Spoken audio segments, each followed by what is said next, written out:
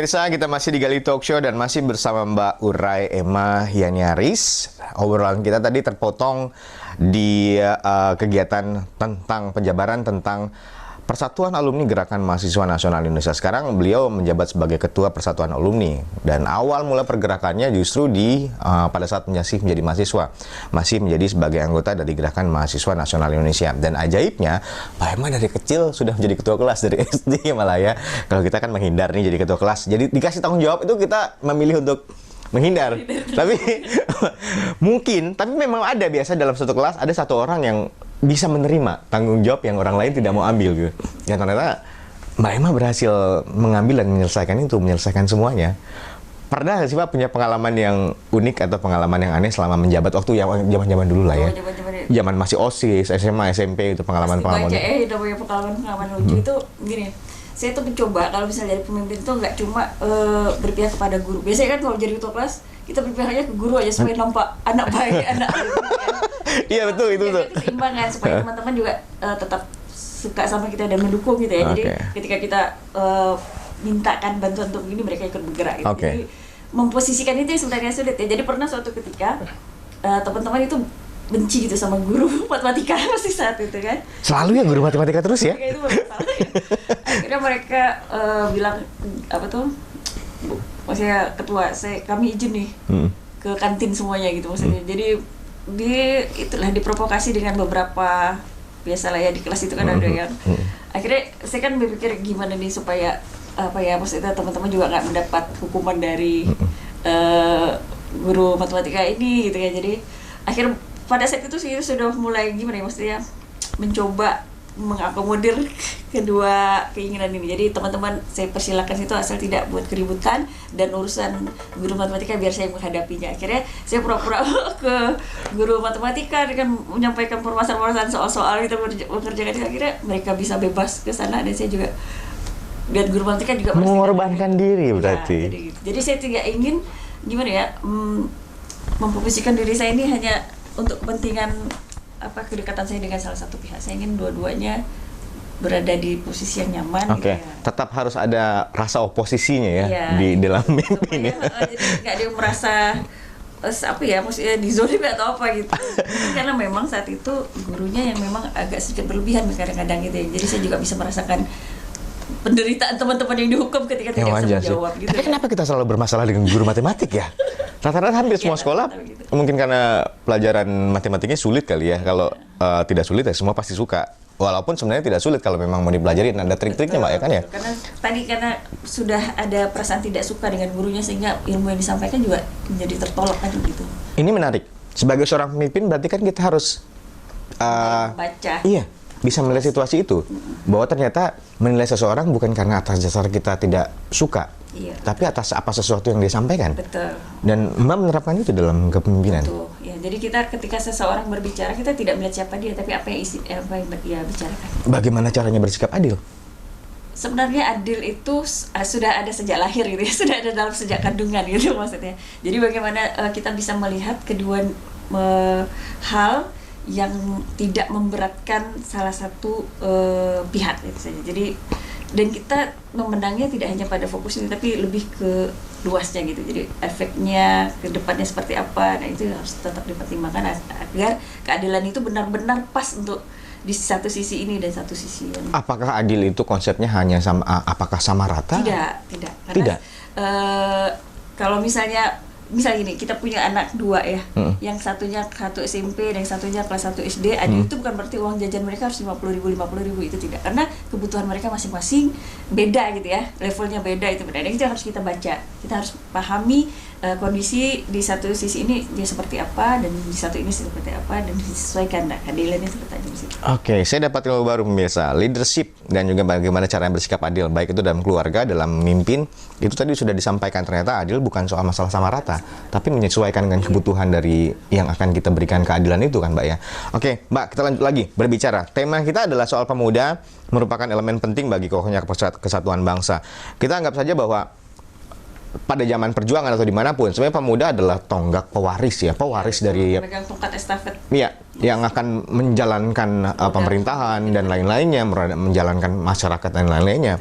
persiapan kita sebagai pemuda misalnya untuk pemuda-pemuda atau mereka-mereka yang masih remaja atau apapun yang akan menjadi pemuda dan akan mewarisi estafet pemerintahan dan sosial, apa sebenarnya yang perlu disiapkan sih untuk mewarisi itu? Biasa kan pemuda lebih banyak kalau mikir, iya gitu ya. di umur belasan, 20-an, 30-an masih ya ura-ura lah, Ya, betul. masih nongkrong-nongkrong.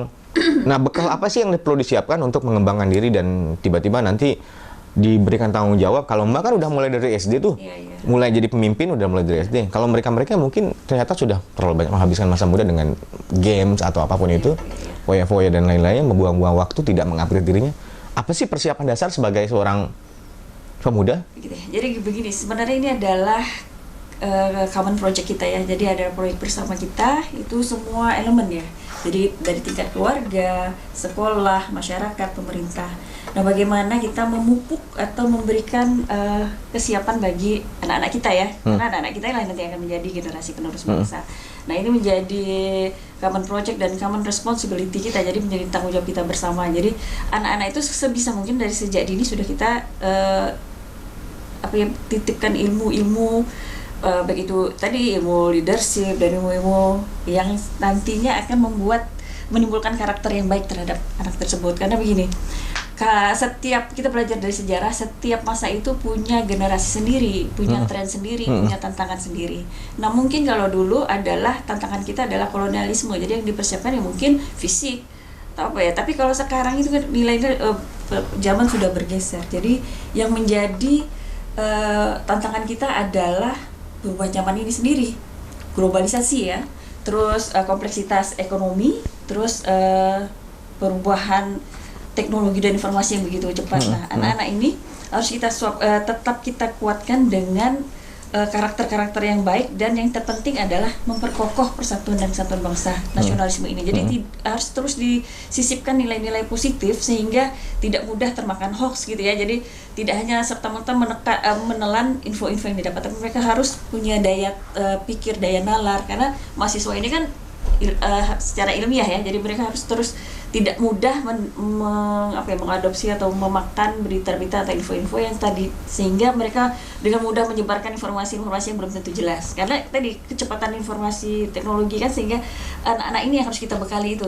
Oke, jadi itu artinya adalah tantangan pemuda zaman sekarang, atau bahasa kerennya pemuda zaman now biasa orang nyebutnya. Itu adalah sebenarnya kemajuan teknologi dan sulitnya mereka beradaptasi dengan sosial media dan lain-lainnya. Iya, betul. Jadi yang harus pertama kita tanamkan itu tadi adalah pertama kuatkan dulu nasionalisme. Jadi isu-isu yang memecah belah itu yang harus kita filter dulu. Nah, terus mereka juga harus pandai, kalau kita istilahnya tabayun ya. Jadi kalau ada info-info yang masuk jangan langsung ditelan, tapi ditelaah terlebih dahulu, dicari dulu kebenarannya, baru di-share. Dan diharapkan sekali yang di-share itu adalah yang positif-positif. Kita, Pak, saya potong, maaf. Kita tahu bahwa pemuda itu sosok yang menggebu-gebu ya, Iya, betul. berapi-api dalam menyampaikan banyak hal, menyampaikan suaranya dan lain-lain. Dan kadang itu disesali di kemudian hari. Iya. Pada saat sudah mengetahui sesuatu, kemudian pengetahuannya bertambah, baru akan menyesal. Tapi juga tantangan yang menurut saya, yang saya lihat fenomena di masyarakat, yang juga cukup sulit untuk ditangani kalau anak muda. Semakin sering mereka mengupgrade dan semakin bertambah umurnya dengan kemajuan teknologi, mereka masih bisa beradaptasi dengan cukup cepat. Iya. Karena pada dasarnya manusia adalah makhluk yang sangat adaptif ya, Iya. sangat beradaptasi dengan apapun termasuk itu. Justru beberapa yang saya lihat yang cukup berbahaya adalah mereka generasi-generasi atas yang baru menggunakan teknologi. Gagap ya, Mas, ya. Iya, yang gak teknologi kemudian dapat informasi apapun langsung sebar, Iya, betul. langsung sebar. Itu adalah orang tua dari anak-anak muda ini. Iya, iya. Dan itu apakah ada hubungannya berpengaruh tidak sih dengan pola pikir dari anak-anak muda itu gitu? Apakah kita juga perlu mereformasi cara pikir dari generasi-generasi atas ini, terutama dalam penggunaan sosial media dan teknologi? Ya, betul. Sebenarnya mengedukasi itu tidak hanya untuk anak-anak yang remaja, tapi sampai dengan generasi selanjutnya. Namanya juga belajar itu kan tidak hanya dibatasi ya sampai mati, sampai di ujung hayat kita masih harus terus belajar. Nah, jadi untuk gerakan-gerakan anti hoax ini tidak hanya tertuju untuk generasi muda ini, tapi juga kepada generasi di atasnya. Tapi kan yang saat ini yang lebih banyak menggunakan gadget atau itu adalah anak-anak muda. Makanya Betul. kita lebih tertuju kepada anak muda. Dengan sendirinya yang generasi atas ini akan menipis gitu ya maksudnya. Tapi bukan berarti kita tidak mengedukasi mereka. Oke. Jadi edukasi itu akan terus kita sampaikan bahwasanya kita jangan mudah untuk termakan informasi-informasi hoax. Sebisa mungkin memfilter terus mencari dasar-dasar informasi itu sebelum disebarkan. Oke, terima kasih Mbak Emma. Ini beberapa informasi yang sangat hari ini perbincangan rasanya sangat keras ya. Perbincangan kita untuk hari ini berisi soal bagaimana fenomena-fenomena terjadi di sosial media dan sosial kita di lingkungan masyarakat dan lainnya. Ternyata informasi yang beredar itu sering sekali menimbulkan masalah. Beberapa informasi yang tidak kita saring, beberapa informasi yang belum valid, kemudian kita sebarkan dengan penuh perasaan dan kita tambahi dengan bumbu-bumbu lain, dengan caption-caption yang luar biasa, itu malah bisa menimbulkan konflik yang besar. Rata-rata konflik yang terjadi di sekitar kita adalah miskomunikasi. Miskomunikasi, informasi yang tidak tepat dan tidak valid akhirnya disebarkan secara gamblang, membuat orang sering bertikai. Kita akan kembali lagi nanti berbicara soal masalah pemuda, peran pemuda dalam pembangunan dan lain-lainnya. Kemudian akan saya singgung tadi, soalnya Mbak juga aktif sebagai seorang aktivis perempuan, advokasi dan pemberdayaan. Kita tahu ini sangat penting untuk kita semua sekarang. Isu ini sedang sangat-sangat panas sekarang, terutama di sosial media. Jangan kemana-mana, tetap di Gali Talk Show.